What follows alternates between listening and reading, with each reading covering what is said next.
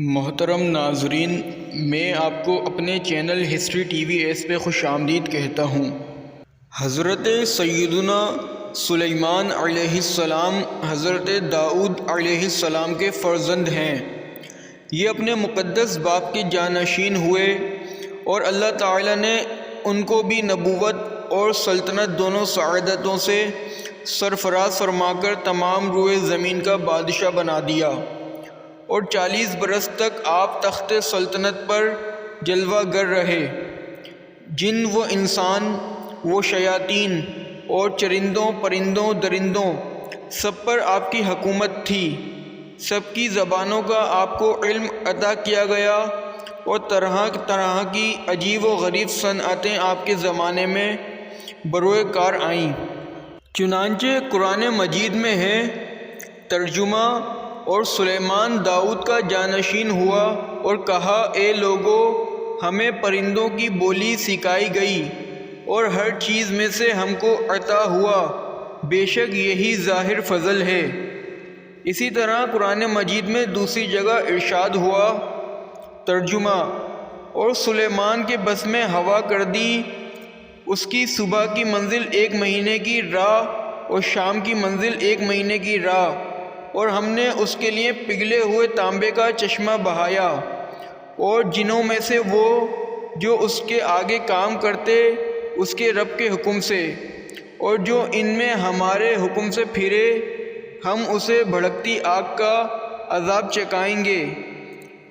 اس کے لیے بناتے جو وہ چاہتا، اونچے اونچے محل اور تصویریں اور بڑے حوضوں کے برابر لگن اور لنگردار دیگیں۔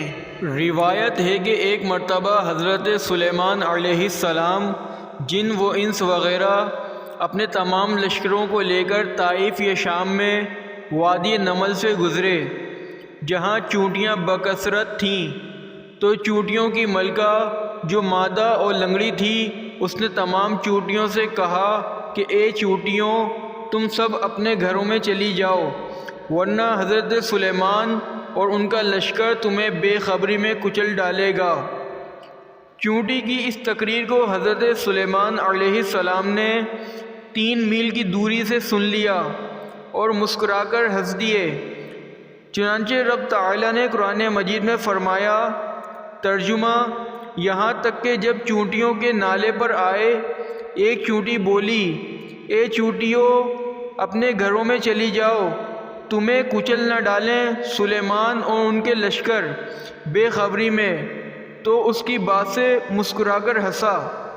چونٹیوں کی آواز کو 3 میل کی دوری سے سن لینا، یہ حضرت سلیمان علیہ السلام کا معجزہ ہے، اور اس سے معلوم ہوا کہ حضرات انبیاء کرام علیہم السلام کی بصارت و سماعت کو عام انسانوں کی بصارت و سماعت پر قیاس نہیں کر سکتے، بلکہ حق یہ ہے کہ انبیاء کرام کا سننا اور دیکھنا اور دوسری طاقتیں عام انسانوں کی طاقتوں سے بڑھ چڑھ کر ہوا کرتی ہیں۔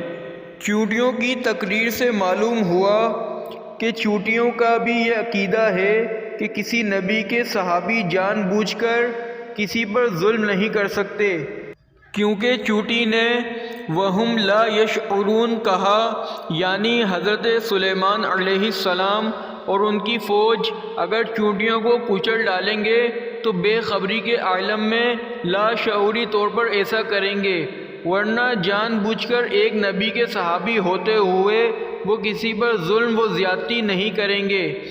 حضرت سیدنا سلیمان علیہ السلام کی عمر شریف 53 سال کی ہوئی۔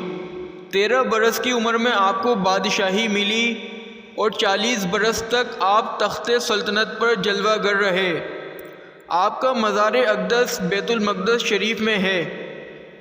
اگر آپ کو ہماری یہ ویڈیو پسند آئی تو اسے لائک کریں، شیئر کریں اور سبسکرائب کریں۔